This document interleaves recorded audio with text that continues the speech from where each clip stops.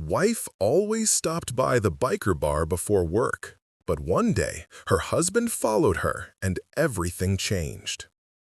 The envelope sat on Marcus Webb's desk for 3 days before he opened it. Cream-colored paper, no return address, postmarked from a town 40 miles south where the interstate cuts through pine country. Inside, a single photograph. His wife Claire standing in front of a cinder-block building with a neon sign, The Iron Gospel. Her hand resting on the shoulder of a man in a leather vest, patches covering his back like battle scars. The man's face was turned away, but his posture spoke of familiarity, of history.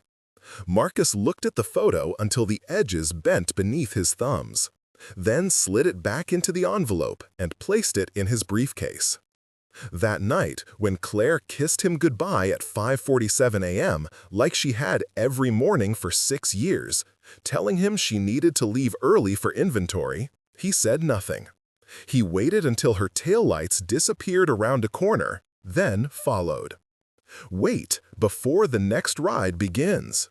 If this story already hit you right in the chest, tell us where you're watching from. To ride with the Brotherhood through the next promise, loss, or redemption, subscribe and join the club. Engines up, back to the road. The November dawn broke cold over Route 17, fog rising from the asphalt like the breath of something buried. Marcus kept 3 cars between them, his hands tight on the wheel of the Toyota he'd bought her for their 5th anniversary. Practical, safe, everything a husband should choose. Ahead, her red Civic moved with purpose.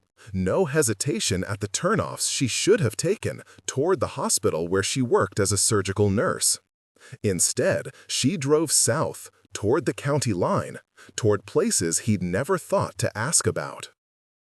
Had met Claire at a coffee shop 7 years ago, drawn to her quietness, the way she listened more than she spoke, the small scar above her left eyebrow she never explained.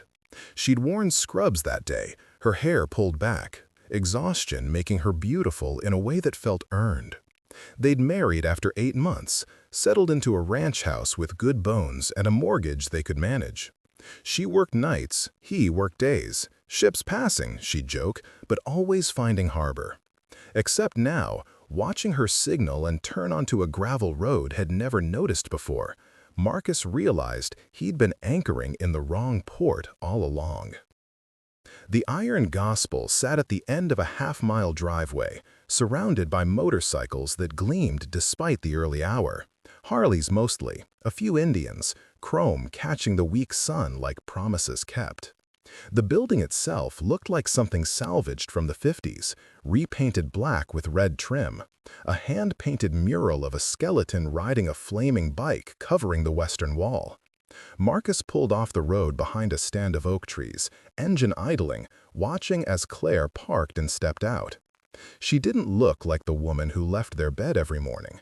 She moved differently here, shoulders back, chin up, her walk carrying a confidence he recognized from their first year together, before something in her had settled into the careful, quiet woman who folded his shirts and left notes in his lunch. A man emerged from the bar's side door, tall and broad-shouldered, gray threading through dark hair pulled back in a ponytail. The patches on his vest read President and Iron Gospel, MC. He didn't touch Claire, but the space between them hummed with something Marcus felt even from 100 yards away. They spoke for less than a minute before Claire went inside. The man, the president, lit a cigarette and stood sentinel, smoke curling up into the morning like a signal fire. Marcus watched him for 20 minutes before other bikes began arriving, riders pulling up and dismounting with the efficiency of ritual.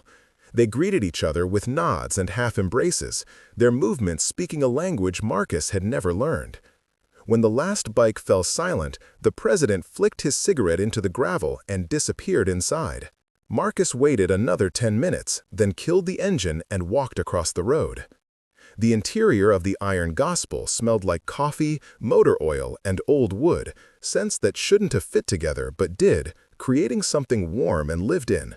A long bar ran the length of the back wall, bottles catching light from vintage beer signs. Round tables filled the space, and in the corner, a pool table sat beneath a low-hanging lamp. But what stopped Marcus in the doorway were the photographs covering every inch of wall space. Riders on highways, clusters of men and women in leather, memorial photos with black ribbons, children sitting on gleaming bikes. A history written in chrome and asphalt. Kitchens closed until 11. The voice came from behind the bar, where a woman with silver hair and forearms covered in faded ink was wiping down glasses. "Coffee's fresh, though. You lost? I'm looking for my wife." The words came out harder than Marcus intended. The woman's hand stilled. Around the room, conversations died. Marcus felt eyes turn toward him, measuring, calculating. The president appeared from a back room, Claire beside him, her face draining of color when she saw Marcus standing there. Marcus. His name in her mouth sounded like an apology and a warning. "What are you doing here? I could ask you the same thing." He held up the envelope. "Someone thought I should know where you really go every morning." The president stepped forward, putting himself between Marcus and Claire with the subtle efficiency of someone used to reading threats. "Name's Bishop Kane. This is my club, and Claire's been coming here for 6 months, helping us with something important. Nothing you need to worry about." "Nothing I need to worry about?" Marcus' laugh came out bitter. "My wife lies to me every morning, drives to a biker bar, and I shouldn't worry?" "It's not what you think." Claire's voice was small, wounded. "I was going to tell you. I didn't know how." "Then tell me now." Marcus looked past Bishop, meeting Claire's eyes. "Tell me what's worth lying about for 6 months." Claire glanced at Bishop, who gave a slight nod, then moved to one of the tables and sat down. The silver-haired woman brought over 3 cups of coffee without being asked. Marcus sat across from his wife, Bishop standing to the side like a witness to something already broken. "My father was a member of this club." Claire's hands wrapped around the coffee cup, seeking warmth. "Reed Dalton. He died when I was 16. Motorcycle accident on Highway 9, hit by a drunk driver coming home from a run." Marcus felt the ground shift beneath him. In 7 years, Claire had mentioned her father exactly twice, both times saying only that he'd died when she was young, that it was too painful to discuss. He'd respected her silence, built their life around the spaces she wouldn't fill.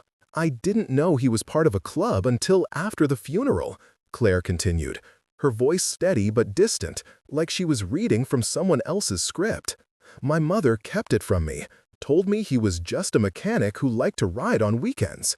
But at the service, 50 bikes showed up. Men in leather with patches that said Iron Gospel and Brotherhood. They called him Smoke and told stories about rides I'd never heard, about a man I didn't recognize." She paused, taking a sip of coffee, her eyes distant. "My mother was furious. She'd spent my whole life trying to separate me from his world, and even in death, he'd pulled it back in." "We moved 2 weeks later, changed our last name from Dalton to her maiden name, Morrison. She made me promise I'd never have anything to do with motorcycles, with clubs, with any of it. Said it had killed my father, and it would kill me too. But you came back." Marcus heard his own voice from far away. 6 months ago, I was working a trauma case. Young rider, T-boned by someone running a red light. He was wearing an Iron Gospel patch. I went with him to surgery, and when his clubmates showed up at the hospital, I recognized one of them from my father's funeral. "Hawk." She gestured to a man sitting at the bar, lean and weathered, his vest decorated with badges and pins. He remembered me. Reed's daughter. He told me the club had been looking for me for years, that my father had left something behind. Bishop stepped forward then, pulling something from his vest pocket, a leather patch, worn and faded, embroidered with the words Iron Gospel and a single name, Smoke. He set it on the table between them with the reverence of someone handling a holy relic. "Your wife's father was one of the founding members of this club," Bishop said, his voice carrying the weight of gospel truth. "When he died, we retired his patch, but he left instructions.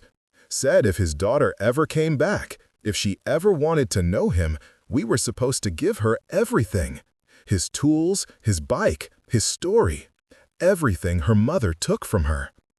Claire's fingers traced the outline of the patch, tears sliding down her cheeks unchecked. "I've been coming here every morning to learn about him, to rebuild his bike, to understand who Reed Dalton was before he became just a grave I visited once a year." Marcus looked at the patch, at his wife's tears, at the assembled riders watching this moment unfold with the patience of people who understood that some revelations required witnesses. He felt anger and hurt warring with something else, the recognition that Claire had been living with a ghost for 20 years, and he'd never even known to ask its name. "You could have told me." His voice cracked on the words. "I tried." Claire met his eyes finally, and he saw in them a pain that had nothing to do with the last 6 months. "100 times I almost told you, but how do I explain that I've been living half a life? That I married you because you were safe and steady and everything my mother said I should want, but every day I felt like I was betraying something I couldn't even name." The words hit Marcus like a physical blow. Safe, steady, everything she should want, but not what she did want. Not enough. "The first time I walked in here," Claire continued, her voice gaining strength, "I was terrified. I'd spent my whole adult life being the good daughter, the good wife, the good nurse. But then Hawk showed me my father's workspace, and there was his jacket hanging on a hook like he'd just stepped out for a smoke. His tools were laid out exactly as he'd left them, and for the first time since he died, I felt like I could breathe." She pulled another photograph from her purse, sliding it across to Marcus. It showed a younger Claire, maybe 7 or 8, sitting on a motorcycle with a man standing beside her. Tall, dark-haired, grinning at the camera with one hand on her shoulder. She wore a helmet 3 sizes too big and an expression of pure joy. "That's us at a rally in Tennessee. I didn't remember it until Hawk showed me the photo. But then it all came back. The sound of the engines, the way my dad would let me sit on the bike and pretend to ride, how safe I felt with his arms around me on the highway. My mother erased all of it. She was so afraid of losing me the way she lost him that she erased him from my life completely." Marcus studied the photo, seeing in the child's face the echo of the woman he'd married, but wilder, freer, unafraid. "What does rebuilding his bike mean?" he asked quietly. Bishop answered, "Reed's Harley has been in storage since the accident. Frame solid, but everything else needs rebuilding. Claire's been working on it every morning with our mechanics, learning the same skills her father had.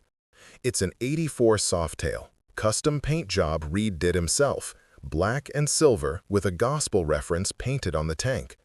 When it's done, it's hers. That was his wish." "And then what?" Marcus looked between his wife and the club president. "She learns to ride it? Joins the club? What?" "That's up to Claire." Bishop's voice was firm but not unkind. "We're not here to recruit. We're here to honor a brother's wishes and help his daughter know who he was. What she does with that knowledge is her choice." Marcus sat back, his coffee going cold in front of him. Around the room, the other members had returned to their conversations, giving them privacy through the illusion of inattention. "But he don't understand this world." He gestured at the bar, the patches, the photographs of people who'd chosen a life he'd never considered. "I don't understand the appeal of risking your life on 2 wheels, he struggled for words, of all of this." "You're not supposed to understand," Claire said softly. "That's what I'm trying to tell you. This isn't about you understanding. It's about me finally understanding myself. The truth of it settled between them like the morning fog outside, dense, disorienting, impossible to see through. Marcus realized with sudden clarity that the envelope hadn't come from an enemy. It had come from someone trying to give him a choice before the distance between them became uncrossable. "Who sent me the photograph?" he asked. Bishop glanced at the woman behind the bar, who shrugged with the faintest smile.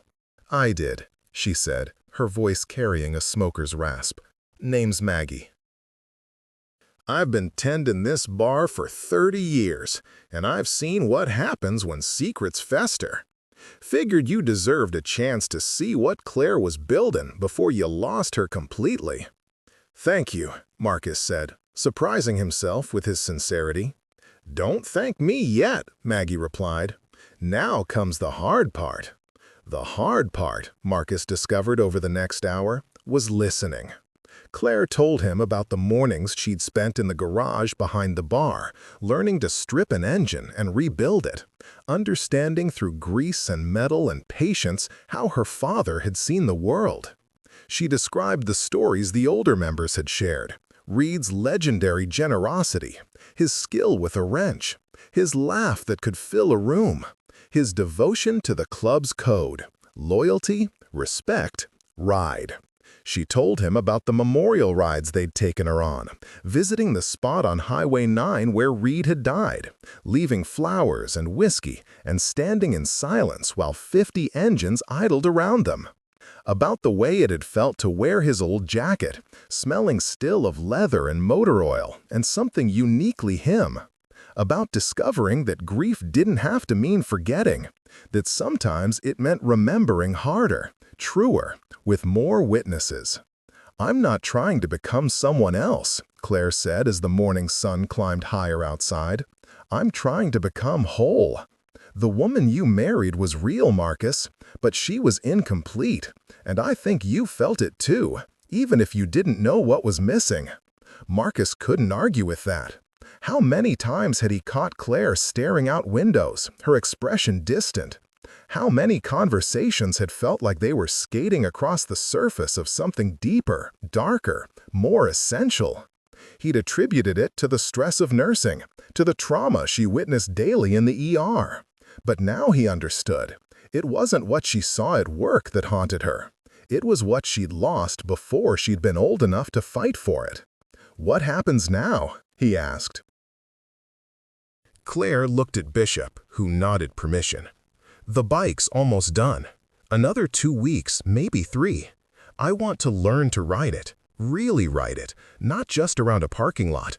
I want to take it on the memorial run next spring, ride the route my father used to love. And I want—" She paused, meeting Marcus's eyes with something like hope and terror mixed together. "I want you to be okay with that. And if I'm not?" The question came out quieter than he intended. "Then I have to decide who I'm going to betray, you or myself." Claire's voice didn't waver. "I don't want to lose you, Marcus. You've been my safe harbor for 7 years. But I can't keep drowning myself to stay anchored." The metaphor landed with devastating accuracy. Marcus thought about their life together, the careful routines, the predictable patterns, the safety he'd built around them like a fortress. He'd thought he was protecting her. Now he understood he'd been participating in her burial. "I need some air."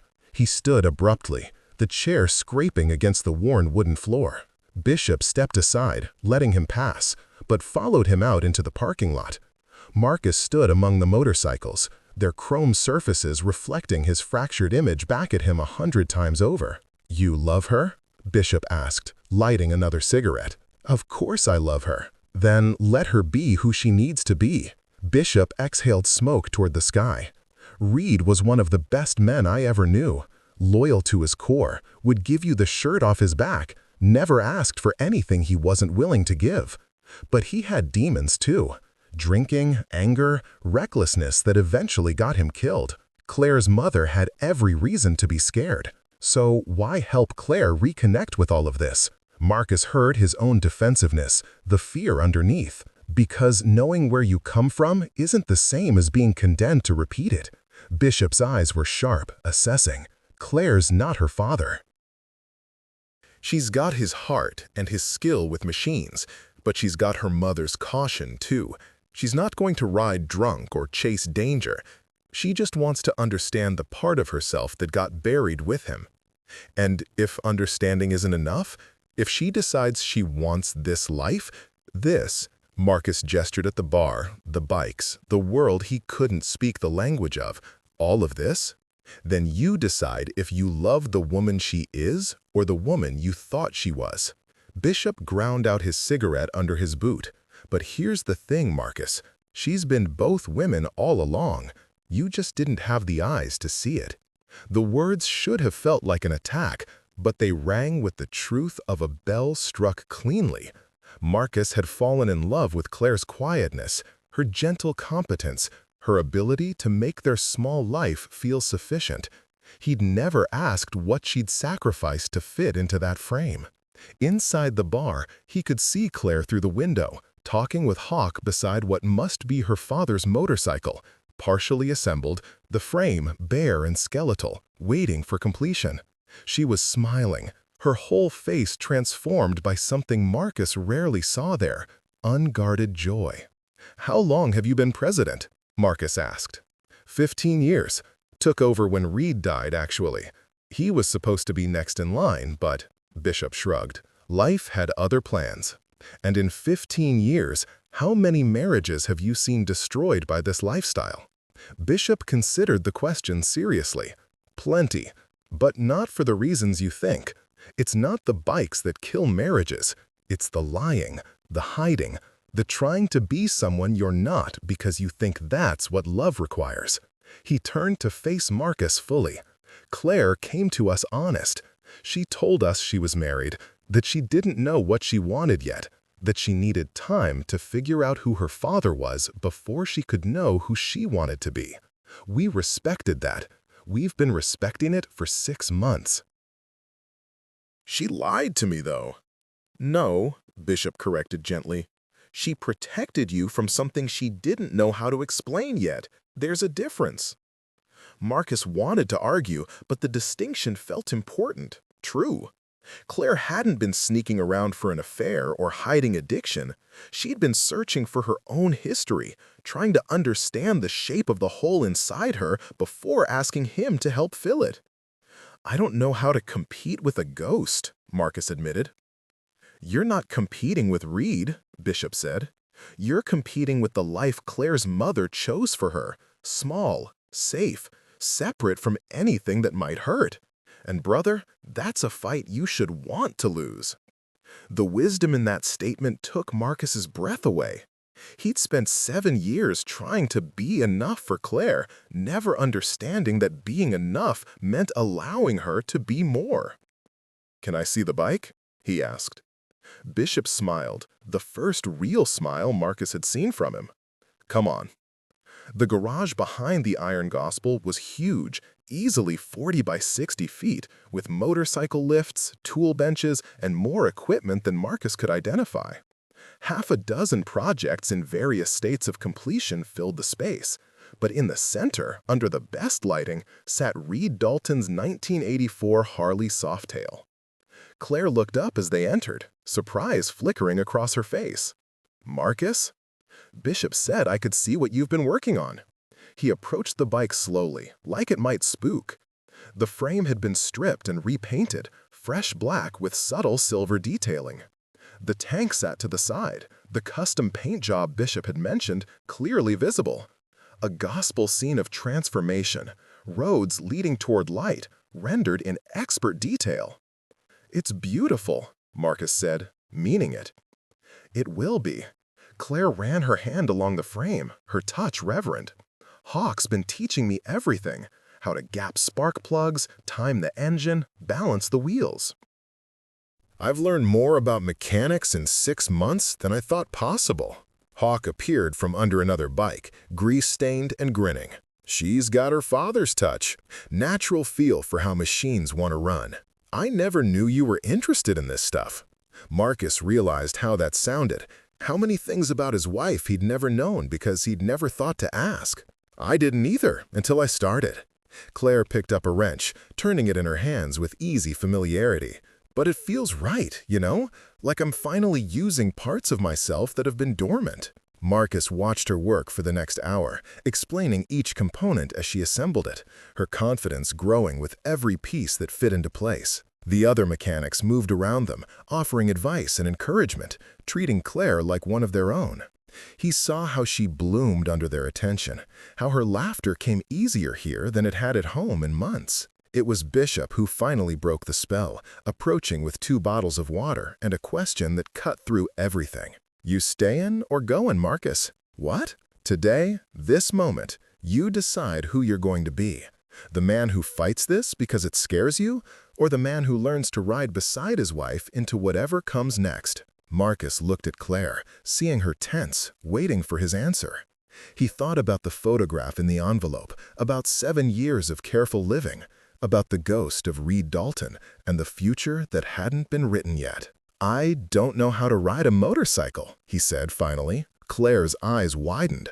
Hawk laughed, clapping him on the shoulder hard enough to sting. Bishop's smile returned, knowing and approving. Then it's time you learn, Bishop said. The next 3 hours passed in a blur of basic safety instruction, getting fitted for a borrowed helmet, and learning the fundamental controls of a motorcycle. They started Marcus on a smaller bike, a Honda Shadow that felt enormous between his legs, but was apparently gentle for beginners. Hawk proved to be a patient instructor, running Marcus through the parking lot in endless circles, while Claire watched from the garage door, her expression a mix of amusement and something softer, warmer. Clutch is your friend, Hawk repeated for the 20th time as Marcus jerked to another stalling stop. Feel it, don't force it. The bike wants to move, you just gotta let it. By noon, Marcus could manage a shaky circle of the parking lot without killing the engine. It wasn't graceful, it wasn't fast, but it was movement. When he finally pulled to a stop and killed the ignition with something like competence, the assembled members offered genuine applause. Not bad for a first-timer, Maggie called from the bar entrance, where she'd been watching between customers. Most men can't handle having their wife better at something than they are. She's better at most things, Marcus said, pulling off the helmet, his hair sweat-plastered to his skull. I'm just usually too proud to admit it. The laughter that followed felt like acceptance, like the first thread of connection to these people and their world. Claire came to him then, kissing him with a passion he hadn't felt from her in longer than he wanted to admit. "Thank you," she whispered against his mouth. "Thank you for trying." "I'm not promising I'll be any good at this," Marcus warned, "but I'm promising I won't ask you to be less than you are. That's all I need." Claire pulled back, her eyes bright with tears in relief. "That's everything." They stayed at the Iron Gospel through lunch, Maggie's famous pulled pork sandwiches, and stories that stretched back decades. Marcus learned the difference between a full patch member and a prospect, about road names earned through deeds rather than given, about the complex hierarchy and fierce loyalty that held a club together. He learned that Bishop had been a corporate lawyer before founding the Iron Gospel, that Hawk had served 2 tours in Iraq, that Maggie's late husband had been the club's original president. Each story added texture to a world Marcus had previously dismissed as dangerous, reckless, other. But sitting among these people, hearing their laughter and their grief, their commitments to each other and to the road, he began to understand what Claire had found here. A different kind of family, built not on blood, but on choice and respect and shared miles. "Reed would have liked you," Bishop said as the afternoon wore on, the 2 of them standing outside while Claire helped Hawk adjust the carburetor on her father's bike. He always respected men who could admit when they didn't know something. "I don't know much about any of this," Marcus admitted. "But you're here and you're trying. That's what matters." Bishop lit another cigarette, offered one to Marcus, who declined. "You know what Reed's biggest fear was?" Marcus shook his head. "That Claire would grow up thinking he'd abandoned her by dying. That she'd never know he fought like hell to stay alive in that hospital. that his last words were about making sure she knew he loved her. Bishop's voice roughened. Her mother wouldn't let us at the funeral, wouldn't let us visit. Just packed up and disappeared. We tried to find them, but she'd covered her tracks too well. "Why now?" Marcus asked. "Why did Claire come back?" "Sometimes the dead speak loud enough that even the living have to listen." Bishop exhaled smoke. "That kid who came into her ER, he died on the table. 23 years old, someone's son, wearing our patch." Claire said watching his clubmates in the waiting room, seeing their grief, it broke something open in her, made her realize she'd been denying herself the chance to mourn properly, to know the people who'd known her father best. Marcus felt the weight of that revelation. He thought about Claire coming home from that shift, how quiet she'd been for days after. He'd attributed it to the normal trauma of losing a patient, never imagining the deeper wound it had opened. "I'm sorry I made her feel like she had to hide this," Marcus said. "Did you make her feel that way, or did she assume you wouldn't understand?" Bishop's question was pointed, but not unkind. Sometimes the walls we build are in our own heads, put there by people who aren't even in the room anymore. It was the kind of wisdom Marcus associated with therapists, not biker club presidents. "You read a lot of philosophy?" Bishop laughed. "Law school and 12-step programs. You pick up a thing or two about human nature." 12-step? Marcus tried to hide his surprise. 15 years sober. Bishop said it without shame. "Reed's death was my bottom. I was drunk the night he died, supposed to be riding with him, but I was too wasted to leave the bar. He went alone, and—" He stopped, swallowing hard. "Took me 2 more years to admit I had a problem, but when I did, this club saved my life. Gave me purpose, accountability, a reason to stay clean every day." Marcus saw Bishop with new eyes. Not just a club president, but a man who'd rebuilt himself from wreckage, who understood the difference between the person you were and the person you could become. "How do I do this?" Marcus asked. "How do I support Claire without losing myself?" "You figure out who you are first, separate from who you think you're supposed to be." Bishop ground out his cigarette. "Then you see if that person and the person Claire's becoming can build something together. No guarantees, brother, but that's true of any marriage worth keeping." Inside, Claire had gotten the bike running.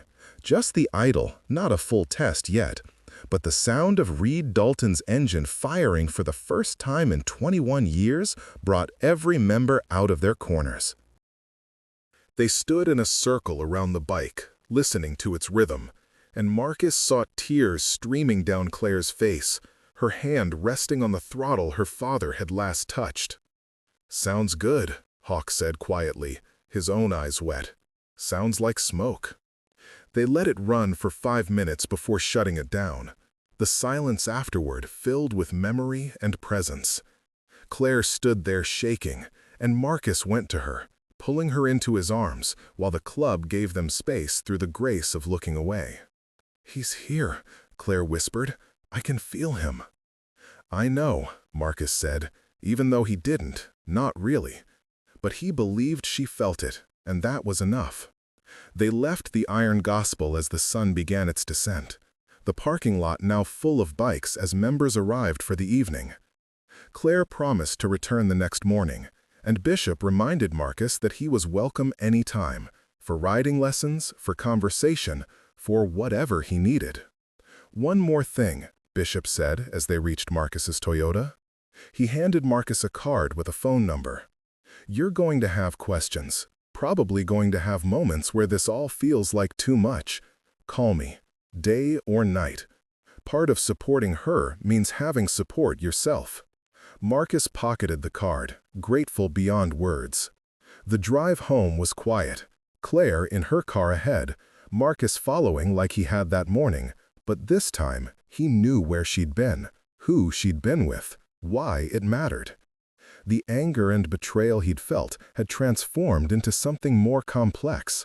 Understanding threaded through uncertainty, hope mixed with fear of the unknown. At home, they sat on the couch in the living room that suddenly felt too small, too carefully decorated, too separate from the raw, authentic space they'd just left. "I'm sorry I didn't trust you enough to tell you," Claire said, her hand finding his. "I'm sorry I never gave you reason to think I'd understand." Marcus squeezed her fingers. "I've been so focused on building a safe life that I never asked if you felt alive in it." "I do feel alive in it," Claire insisted, "but I also need—" "I know," Marcus cut her off gently. "You need both. The stability and the road, the home and the highway, and you shouldn't have to choose." Claire's relief was visible, her whole body relaxing. "You really mean that?" "I'm terrified," Marcus admitted. "Every time I think about you on a motorcycle, I imagine the worst. But Bishop told me something that stuck, that we can't protect the people we love by making them smaller. We have to trust them to be as large as they need to be." He's a wise man. He's also 15 years sober and still goes to meetings twice a week. Marcus met her eyes. "There's a lot about that world I don't know, a lot that probably scares me for good reason. But today, I saw people who fought their own demons and won, who've built something real out of loss and loyalty. And I saw my wife happier than she's been in years." Claire wiped at her eyes. "What do we do now?" "I think," Marcus paused, letting the idea fully form, "I think you keep rebuilding your father's bike. You learn to ride it. And I keep taking lessons so that when you're ready, I can ride with you sometimes. Not every trip, not every mile, but enough that you know I'm not asking you to choose between your past and your future. And if I want to go on longer rides, the memorial run Bishop mentioned, then I trust you to come home." Marcus pulled her close, breathing in the scent of her hair, which now carried notes of motor oil beneath her shampoo. "I married you because I loved who you were. I'm going to keep loving who you're becoming." They held each other as darkness fell outside, the television unwatched, the world shrinking to the space of their embrace. Marcus felt the shift happening between them. Not a healing, exactly, but a renegotiation, a recognition that marriage wasn't a fixed state, but a constant choosing. "There's something else," Claire said eventually. "Bishop offered me a patch. Not a full member, that takes years, but a legacy patch honoring my father. It would mean I'm officially part of the club family, even if I'm not riding with them regularly." Marcus's first instinct was to say no, to draw a line, to protect what they had. But he thought about the photograph of young Claire on her father's bike, about the joy in her face that morning in the garage, about Bishop's words, "You're competing with the life Claire's mother chose for her." "What do you want?" he asked. "I want to accept it." Claire's voice was steady. "I want to honor my father, and I want to be part of something that's bigger than just our small life here. I want to remember that there's a whole world outside these walls." "Okay, okay?" Claire pulled back to see his face. "Okay," Marcus smiled, though his stomach churned with anxiety. "But I have conditions. Name them. You take a proper safety course, you always wear gear, and you promise me that this, us, our home, it doesn't become something you're running from." "I promise." Claire kissed him, deep and grateful. "This is what I'm running to. The woman who can be a wife and a daughter, who can work in an ER and rebuild motorcycles, who doesn't have to choose between safe and alive." Over the following weeks, Marcus fell into a new rhythm. His mornings started earlier, so he could drop Claire at the Iron Gospel before heading to his accounting firm. He'd started taking riding lessons 3 times a week, progressing from the parking lot to quiet neighborhood streets under Hawk's patient instruction. The other members had taken to calling him Numbers, a road name that started as a gentle mockery of his profession, but that Marcus wore with growing pride. He learned the club's rituals, the way they started every ride with a safety briefing, the hand signals they used on the highway, the almost military precision with which they organized their runs. He learned that Bishop led church every Sunday night, Not a religious service, but a club meeting where grievances were aired, plans were made, and brotherhood was maintained through honest communication. Claire bloomed. There was no other word for it. She walked taller, laughed more freely, brought home stories from the garage with an enthusiasm that spilled into every part of their life. When they made love, it was with a renewed passion that Marcus attributed to Claire finally feeling whole, integrated, seen. The bike was completed 3 weeks after Marcus' first visit to the bar. Reed Dalton's 1984 Softail gleamed under the garage lights, black and silver perfection, the gospel scene on the tank depicting transformation with stunning detail.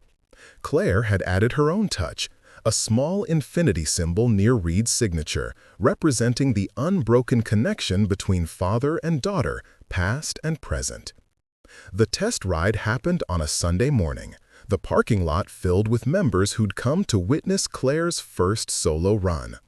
Marcus stood with Bishop, his own borrowed helmet under one arm, watching as Claire straddled her father's bike with the confidence of someone born to it. "You sure you're ready for this?" Hawk asked, though his grin suggested he already knew the answer. "I was ready before I knew I was ready," Claire replied, her smile radiant. She fired the engine, Reed's engine, now hers, and the sound rolled across the parking lot like a promise kept.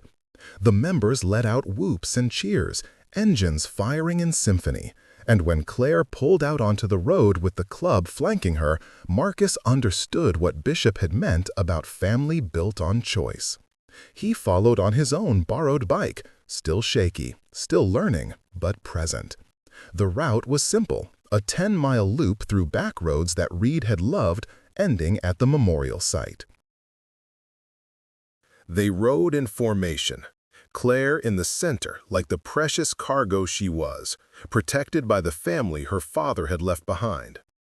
At the memorial, a simple white cross with Reed's road name and dates, they stopped. Someone had left fresh flowers, probably Maggie.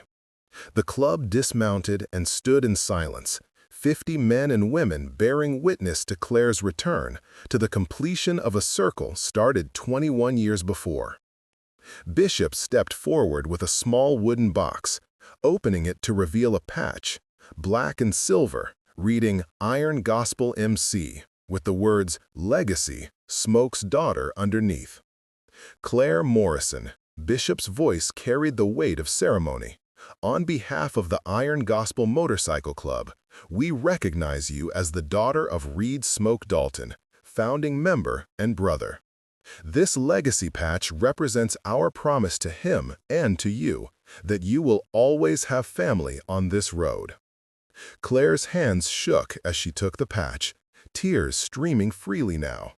Hawk helped her thread it onto her father's jacket, her jacket now, the fit perfect, like it had been waiting for her all along. Marcus felt his own eyes burn, not with jealousy or fear, but with recognition of a moment larger than himself. He was witnessing healing, legacy, the kind of transformation that couldn't happen inside the safe walls they'd built. On the ride back, Claire opened up the throttle, and Marcus watched her disappear ahead, the club staying with her, keeping her safe. He didn't panic.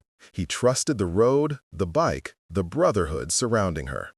When they all pulled back into the Iron Gospel's parking lot an hour later, Claire was laughing, her face flushed with exhilaration. "I felt him," she told Marcus, pulling off her helmet, her hair wild. "Every mile, I felt my dad riding with me." "Good," Marcus said, and meant it. The celebration lasted into the evening. Food on the grill, stories shared, Marcus finding himself in conversations with members about everything from tax law to the best routes through the Smokies. He wasn't one of them, not really, but he was accepted as Claire's partner, as someone who'd chosen to understand rather than demand conformity. As the sun set and the party continued, Marcus and Claire slipped away to the garage, standing beside Reed's bike, their bike now, in the dimming light. "I need to tell you something," Claire said, her voice serious. "The memorial run Bishop mentioned, it's in April. 14 days, 2,800 miles, ending in New Orleans. It's the route my father helped establish, and they want me to ride it. Marcus's stomach dropped, but he kept his voice steady. That's a long time away from home. I know, and I won't go if you can't handle it. But Marcus, she turned to face him fully, this is what I need. To ride the road my father loved, to prove to myself that I can honor his memory without dying like he did. To come home by choice, not because I'm afraid of leaving. Marcus looked at his wife, this woman he'd married for her quietness, who'd been screaming silently for years, who'd finally found her voice through throttle and wind and chrome. He could say no. He could make it an ultimatum. Their life or the road. But he knew now that was a false choice. Claire needed both to be whole, and he needed her whole more than he needed her small. Okay, he said, but I have a request. Anything. I want to meet you there, in New Orleans. I'll fly down and we'll have a few days together before you ride home. So you're coming back to someone who's waiting. Claire's face crumpled with relief and love. You'd do that? I'd do more than that. Marcus pulled her close. I'd learn to ride well enough to join you someday, if you'd have me. Always, Claire whispered, always. The months between that moment and April passed in a blur of preparation. Claire trained seriously. Long rides every weekend, maintenance courses, advanced safety certifications. Marcus continued his lessons, graduating from parking lots to highways, building the skills and confidence that would let him someday ride beside his wife instead of just waiting for her return. They attended club events together, charity rides for children's hospitals, memorial services for fallen riders, Sunday night churches where Marcus learned that brotherhood meant accountability as much as loyalty. He saw the structure beneath the chrome, the code that kept wild men civil, the way the club functioned as family for those who'd lost or left their blood relations behind. He also saw the dangers Bishop had warned him about, the temptation of speed, the lure of rebellion, the way some riders used the road to run from rather than towards something. But Claire navigated it all with a clarity that reassured him. She wasn't her father, wasn't doomed to repeat his mistakes. She'd inherited his love for the ride, but tempered it with her mother's caution, her own hard-won wisdom.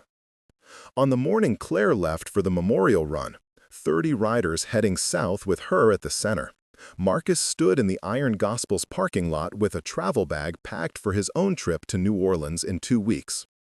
Take care of her, he said to Bishop, who'd be riding point for the run. Like she's our own, Bishop promised. Then, quieter. You did good, Marcus. Not every man could have made the choice you made. I didn't make a choice, Marcus replied. I made a commitment to love her as she is, not as I want her to be. Bishop clasped his shoulder, the grip firm and approving. That's the only kind of love that lasts. Marcus watched them ride out as dawn broke, 30 bikes in perfect formation, Claire's silver and black softail gleaming in the center, her legacy patch visible on her back. He didn't feel abandoned or afraid. He felt, strangely, proud. Proud of his wife for claiming the inheritance her mother had tried to bury. Proud of himself for finding the courage to let her go, trusting she'd return. The 2 weeks passed slowly. Marcus threw himself into work, into his own riding practice, into planning the long weekend in New Orleans. He talked to Claire every night, hearing the exhaustion and exhilaration in her voice as she described each day's ride. The mountains of Tennessee, the delta of Mississippi, the bayous of Louisiana coming into view. It's everything I imagined and more, she told him on the 13th night, her voice crackling with distance and emotion. Tomorrow we reach New Orleans, and Marcus, I miss you. I miss home. I'm ready to be done proving I can leave, ready to show I choose to come back. I'll be waiting, Marcus promised. He flew into New Orleans early, checking into a hotel in the French Quarter, walking streets that hummed with music and life. He'd never been a particularly adventurous traveler, had always preferred the known to the unknown. But standing on Bourbon Street, listening to jazz spill from doorways, feeling the pulse of a city built on joy and sorrow mixed together, Marcus understood a little more of what drew Claire to the road. The world was vast and varied, full of experiences that couldn't be packaged or controlled. To live fully meant embracing that uncertainty. The bikes arrived at sunset, rolling into a parking lot near the river where 30 riders dismounted to cheers and embraces from local club members who'd come to welcome them. Marcus stood at the edge, watching Claire dismount stiffly, her face sunburned and exhausted and more beautiful than he'd ever seen it. She spotted him, and her expression transformed, surprise bleeding into joy. She ran to him, still in her riding boots and vest, throwing herself into his arms with enough force to stagger him. "You're here," she gasped. "You're really here." "I promised," Marcus said simply. They spent 3 days in New Orleans, Marcus and Claire, reconnecting without the structure of their normal life to define them. They walked the city, ate food that challenged their Midwestern palates, listened to music in dark clubs where the only light came from the stage. They made love in their hotel room with the windows open, the sounds of the city mixing with their own rhythms. And they talked about the ride Claire had taken, the things she'd seen, the conversations she'd had with other riders about their lives, their losses, their reasons for choosing the road.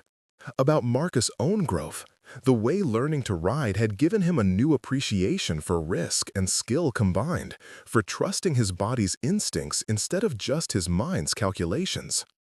"I was so afraid," Claire admitted on their last night, sitting on their hotel balcony watching the river reflect city lights. "Afraid that if I found this part of myself, I'd lose you, that I couldn't have both the road and home." "You can have both," Marcus assured her. "Home isn't a prison.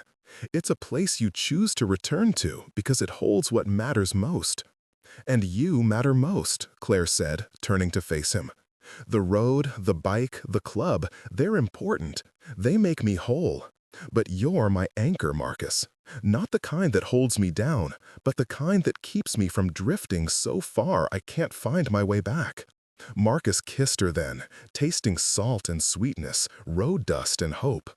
"Then ride as far as you need to," he whispered. "I'll always help you find home." The ride back north took another week, but this time Marcus flew home separately, returning to their ranch house and their normal life. He waited for Claire like he'd promised, tracking the club's progress through text updates and photos, watching her return mile by mile. When she finally pulled into their driveway, alone this time, having broken off from the group after crossing the state line, Marcus was sitting on the front porch, 2 bottles of beer sweating in the spring heat. Claire killed the engine and sat for a moment, her hands on the grips, her head bowed. Then she dismounted, pulled off her helmet, and walked to the porch with the gait of someone who'd ridden 3,000 miles and found what they were looking for. "Welcome home," Marcus said, offering her a beer. "Thanks." Claire sat beside him, their shoulders touching, the comfortable silence of people who didn't need words to communicate everything important. "How was it?" Marcus asked eventually. "Perfect. Terrible. Exhausting. Transformative." Claire took a long drink. "Exactly what I needed. And now I'm home." Claire leaned her head on his shoulder. "And that's exactly where I want to be." They sat like that as the sun set, the motorcycle cooling in the driveway, the legacy patch on Claire's jacket visible in the fading light. Marcus understood now that the jacket wasn't a threat to their marriage. It was a testament to Claire's wholeness, to her ability to honor her past while choosing her future. Over the following months, they built a new pattern. Claire rode with the club on weekends sometimes, took shorter trips with other members, attended rallies and charity events. But she always came home. And Marcus, increasingly confident on his own bike, occasionally joined her, not as a club member, but as her partner, riding his own path beside hers. They renovated the garage, creating space for both bikes, tools lining the walls where Claire could maintain the machine she loved. On Sunday mornings, they'd ride together to a diner 20 miles out, eating breakfast among other riders, building their own traditions. The Iron Gospel became a second family, not replacing their home life, but enriching it, providing Claire with connections and purpose beyond her work at the hospital.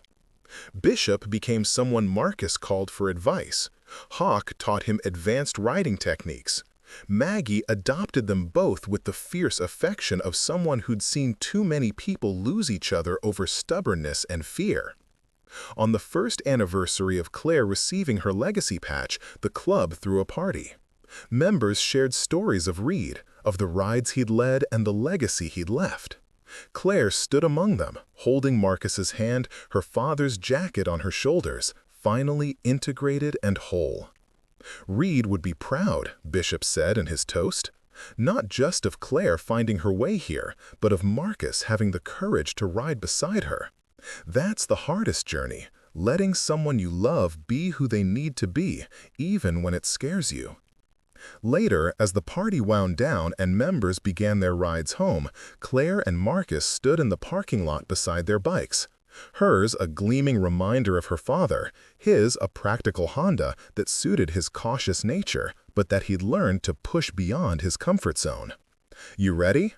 Claire asked, pulling on her helmet. "Always," Marcus replied.